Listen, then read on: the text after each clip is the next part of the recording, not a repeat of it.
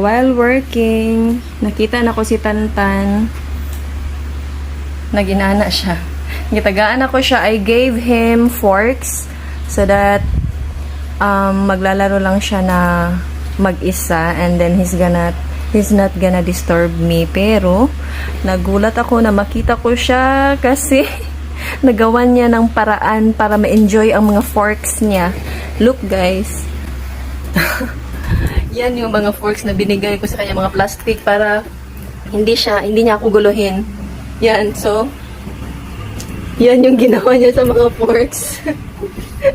Nakakatawa talaga ang batang to. Nakahanap siya ng paraan on how to make fun out of it. Oh?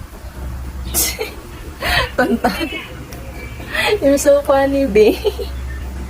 Joker ba ni siya eh? Tush. Oh, di naka-play ha. Ayaw sinamok mami ha. Mommy's gonna work, okay? Okay?